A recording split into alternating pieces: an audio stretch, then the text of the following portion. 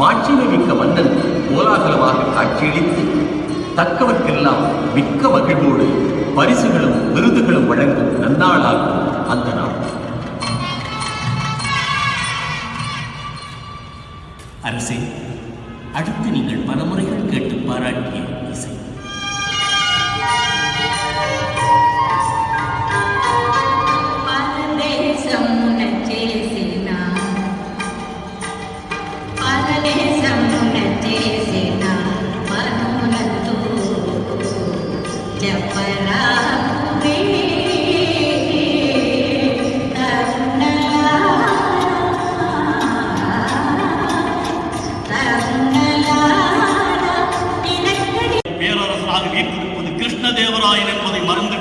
சோழன் இல்லை, உன்னை போலவே எனக்கு அடங்கியவன் தான் அவனும் என்பதை உணராது போனான்.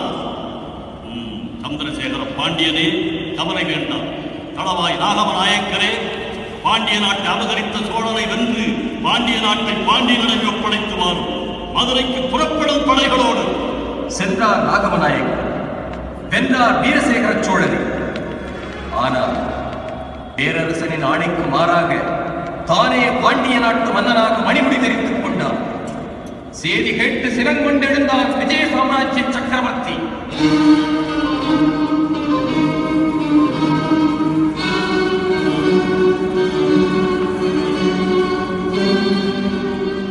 துரோகம், நினைத்து பார்க்க முடியாத மாபெரும் துரோகம். வஞ்சித்து விட்டான் நாகவன். அவனை சிறைப்பிடிக்க வேண்டும், இங்கே கட்டி இழுத்து வர வேண்டும். மற்ற மண்டலாதிபதிகளுக்கெல்லாம் பாடமாக அவனுக்கு மிக கொடிய தண்டனையை வழங்க வேண்டும். உங்களில் யார் போகிறீர்கள் மதுரைக்கு? ஏன் இந்த மௌனம்? என் திசையும் போற்றும் விஜய சாம்ராஜ்யம் இதுவரை கண்டிராத களங்கத்தை துளைக்க எவன் முன்வராது இருப்பது ஏன்? அச்சமா? கோழைகளா நீங்கள்? மன்னர் மன்னவா, நான் போகிறேன் மதுரைக்கு. நீயா? உன் தந்தை நாகவனை கைது செய்ய நீயா போகிறார்? ஆம் வேந்தே, நாகம நாயக்கர் தவமிருந்து பெற்றெடுத்த மகனாக அல்ல, தங்களின் உப்பை உண்ட கடமை வீரனாக. தந்தையை சிறைப்பிடிக்க மைந்தனே சென்றான். சிறைப்பிடித்தான். மாமன்னன் முன்னே கைதியாக நிறுத்தினான். விஸ்வநாதா, ராஜ விசுவாசத்திற்கு காரணமாக நிற்கும் மாவீரா, நீ நாகம நாயக்கரை வென்றது பெரிதல்ல, தந்தை பாசத்தை வென்றாயே. இது வரலாறு காணாத வரலாறு. உன் முகம் காண முடியாமல், என் முகமும் காண முடியாமல் தலை கவிழ்ந்து நிற்கிறான் நாகமன். விஸ்வநாதா, நீ பெரும் மதிப்பிற்குரியவன் மட்டுமல்ல, வெகுமதிகளுக்கு உரியவன். எதுவும் தருகிறேன் உனக்கு, பெரிதிலும் பெரிதாக கே. என்ன வேண்டும்? எனக்கு தந்தை வேண்டும். கிருஷ்ணா நதி முதல் குமரி கடல் வரை அலைகள் கூட புகழ்பாடும் மன்னர் மன்னவா, தந்தையை மன்னித்து அவரை விடுதலை செய்ய வேண்டுகிறேன். நல்லது வீரனே, நாகம நாயக்கரை மன்னித்தோம். பேரரசே, நன்றி. மதுரையிலே மணிமுடி அணிந்து கொண்டது முற்றிலும் சரியே.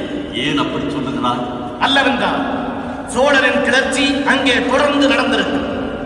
நிலைமைகள் சரியாகும் வரைதான் என் தந்தை ஆட்சி பொறுப்பிலே இருக்கிறார். அப்படியா? நீயே சொல்லும் போது அதுவே நான் உண்மையாக இருக்க வேண்டும். ஆகவரே, நீரே இனி பாண்டிய நாட்டிற்கு அதிபதி. மன்னிக்க வேண்டுகிறேன். என் மகனே அதற்குரியவர் தகுதி படைத்தவர். ஆமாம் ஆமாம் விஸ்வநாதா, இனி மாமதுரையின் அரியணை உனக்கே உரியதாகும்.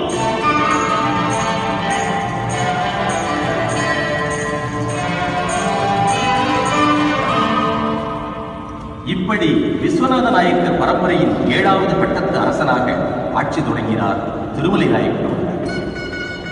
கொங்கு நாடு முதல் குமரிமுனை வரை, காவிரி தீரம் முதல் ராமேஸ்வர கடலோரம் வரை களப்பல கண்டவராக, மாதத்துக்கு ஒரு விழா கண்டவராக, மாசி, சித்திரை, ஆவணி என்று விழாவிற்கு ஒரு நீதி கண்டவராக, தான் பிறந்த தைப்பூச நன்னாளில் தென்னகத்திலேயே பெரிதாக வைகாசி வசந்த விழா, ஆதி திருவிழா, நவராத்திரி விழா, சித்திரை திருவிழா, செங்கோல் விழா என்று மதுரை நகரமே விழாக்கோலம் காணச் செய்தவராக அவர் கட்டி வைத்த திருக்கோயில்களை, கலை மாளிகைகளை, வெட்டி வைத்த குளங்களை, பூமி தேவியின் நெற்றிக்கு பொட்டு வைத்தார் போன்ற புது மண்டபத்தை அமைத்தவராக வடக்கே யமுனைக்கரையில் ஒரு தாஜ்மஹால் என்றால் தெற்கே வையைக்கரையில் திருமலை நாயக்கர் திருமகாலை தந்தவராக வாழ்ந்தார். தேர்ந்தமிழ் நாட்டின் பார்ப்புகள் வேந்தரில் ஒருவராக நமது நெஞ்சங்களிலே என்றென்றும் நிலையாக நிற்பவர் வரலாற்று புகழ்பெற்ற திருமலை நாயக்கர்